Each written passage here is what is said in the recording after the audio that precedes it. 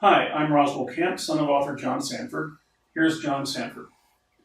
Today I'm going to be asking questions sent in by readers from Facebook.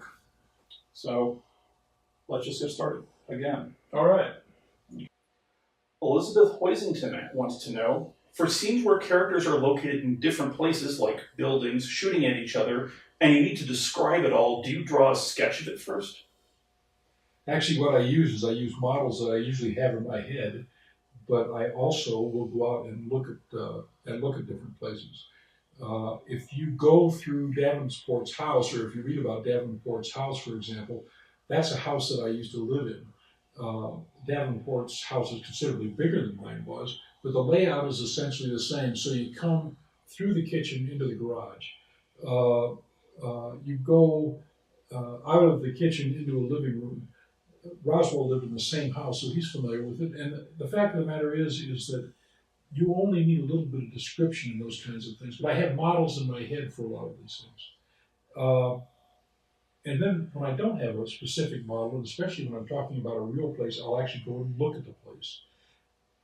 I think that my next novel may be set largely in Iowa during a presidential political campaign. And I will go this summer to several places in Iowa scouting out locations. And what I'll do is I'll look at the buildings, I'll take pictures of them. If I say that a diner is next door to a bookstore, the diner will be there. Just recently, I was, in the last book I published, I had Davenport stop at Davenport and Letty, stop at a drugstore, a restaurant, an ice cream store, and a diner in Hayward, Wisconsin. And you can go to all of those places if you want to. I actually use their real names too. Gail Maybe Mitterer is asking, several books have included Letty, but nothing about his first daughter, Sarah. Will she ever show up again?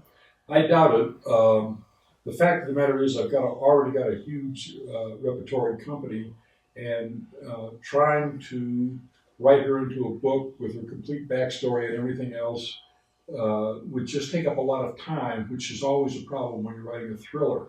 A thriller is mostly about speed. So, there may be, you may see her sometime in a book, but it'd be very brief, and I probably wouldn't provide much of a backstory other than to say that she was a child with another relationship. But I'm not going to make her a major character, I don't think, anytime in the future. Well, a lot of fans have kind of said that they feel Lucas has abandoned her, and he really hasn't. I mean, she's got a loving father, not her real father, but just her stepfather. And Jennifer's a loving mother. She's got several siblings, half-siblings. And thanks to Lucas, she's got her way paid through college, but none of that's ever going to be relevant to one of the books. Well, we also mentioned a couple places that she has a decent relationship with Lucas. Now, the thing is, Lucas was not the nicest guy in the world when he was young and when he got Jennifer pregnant.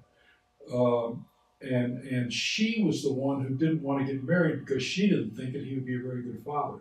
As it turns out, as Roz says, his daughter has had a very loving family around her, and Lucas is still somewhat present in her life. He pays for a private school, he will pay for her college. They talk from time to time, but I think there are a lot of families like that, which are kind of hybrid families that are put together from relationships that didn't really work out early on, and I think that's fine. Catherine Ruslaniak is asking, why didn't you stick with real cities and counties in the UP in Michigan when writing Gathering Prey? Aside from Sault Ste. Marie, Lansing and Traverse City, all the other places are fictionalized. Why? It's because I was killing cops in the cities. I was suggesting that some places were filled with people who were incompetent, police officers who were incompetent. And I didn't want to do that with real towns because it has an impact. In small towns, it has an impact. If you say, you come up with a real town, and then you say the police force is a bunch of idiots and morons. Well, there's a real town behind that in which the people may not be idiots and morons. It's okay to say it about New York City because everybody knows that a certain percentage of cops in New York City are going to be idiots and morons, but they've got 25,000 of them or 40,000 of them or whatever the number is. And so, of course, there are. But if you have a small town that's only got 4 cops, you really have to be careful. And I really don't want to insult somebody. That said, I can say that not so much in the UP, a little bit in the UP, especially with Sault Ste. Marie, but in Minnesota, when I'm doing Minnesota towns, I had a woman come up and she said, "Boy, that sounds a lot like such and such a city." And I said, "That's because it is. You recognize the fact that there's a creek running into the south side of the lake, that there's a big train switching place there and all that. That's because that really is Wilmer, Minnesota, but I changed the name. I did it in that case because the entire city council was corrupt, and I have no reason to think that the city council in Wilmer is corrupt at all." You also do that for a lot of, not necessarily towns, but for schools. You'll mention the University of Minnesota, I assume, because it's so big and anonymous in a way that, well, it's the University of Minnesota. You're going to find someone who's corrupt or someone who's criminal. But for the small private colleges, like Ellie works for Martin Luther, that doesn't exist. But that's based on St. Kate's or something, I think, isn't it? Yeah, it's not called Martin Luther. I can't remember what it's called, but St. Anne's, I think it's called. Okay. But St. Anne's is St. Catherine's. It's based on it. And I also created an entire college across the river from St. Thomas University in St. Paul. And it's really St. Thomas University in St. Paul. I use St. Thomas as a model, but I moved it across the river because I wanted to have a particularly ugly art professor from the place, and I really didn't want to hang that on the small art department at St. Thomas. So instead it's St. Patrick's in Minneapolis, Yes. which is the rival, I guess, in the Lucas universe. Dustin Scott says, "I'd like to know about the science fiction book. I know you said that you wrote one that wasn't very good. Why science fiction?" Because I've always read it. I've always been a thriller fan. A lot of science fiction is actually disguised thrillers. They're simply set in a different time period. For example, most of the Tom Cruise movies, which I think are actually pretty good science fiction thrillers, most of the science fiction movies he's done, like Vanilla Sky, are really pretty good thrillers. They're just set in a different time period with different ideas, and I kind of like that. The other thing is that I'm fairly tired of fake physics. The kind of stuff where people say, "Thank God there's a wormhole coming up because we can just jump into this and we'll come out at wherever." Yeah. And so we wrote a science fiction novel in which virtually all the physics are real.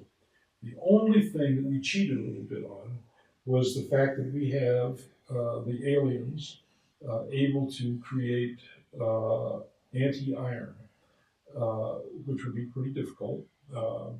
But we see that as more of an engineering problem than a theoretical problem because we can already create antimatter, which can only create anti-hydrogen, I think. Positrons we can create. We can't even create anti-hydrogen yet. We've made. My understanding is that we've successfully created a few anti-atoms, which is the next building block from anti-protons and positrons. But above anti-hydrogen, maybe anti-deuterium, but I kind of don't think so. All I know about is that they made anti-hydrogen. That was a huge, huge step. Right, and the next step up to anti-iron would be an even longer step. Yeah. So what we did, but as my co-author Katine, who was he's got a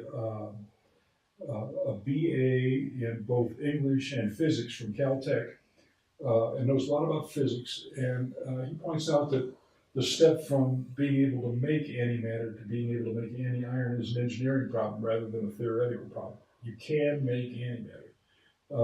And that's the only place we really cheated a little bit, is the fact that we needed a very powerful energy source. But that's a very small step compared to warp drives and wormholes and other kind of mythical beasts. I'm usually okay with fake science as long as it's consistent and as long as it doesn't incorporate bad science, where it's something that we already know, where they just get it completely wrong, and it's like they don't care. Usually that's in movies. You don't see that so much. But. Well, movies have a special problem in that they don't have a lot of time to explain stuff. They just have to show it to you. So But we tried to keep this as real as possible, and I think we succeeded. Katayan actually went forward in time as you can do on a computer, and so all the orbits that he worked out for the ships going to Saturn and returning from Saturn are correct. And it took him hundreds of hours to work this out with an orbital program that runs on laptop computers. I don't even know why he did it, other than for his own amusement, because we could easily say, well, this just happened. I understand that kind of nerddom. I know exactly why he would do it. If you can do it, you're not going to risk anything to get it wrong when you can just go ahead and say, hey, where is Saturn going to be relative to Mars so we can slingshot in orbit? That's not going to work. Where's the Sun relative to Earth? How are we going to do this? And if you can get it right. That's exactly why he did it. In one part of the book, we have them launching out to Saturn. And then they realized that they needed to get there sooner, not faster, but sooner. They, in fact, get there slower, but sooner. But then they have to launch inward toward the Sun, and because he knew where everything was at, he could say, okay, we're not going to come any place close to the orbits, we're not going to come any place close to the planets of Mars and Jupiter. They're going to be on the opposite side.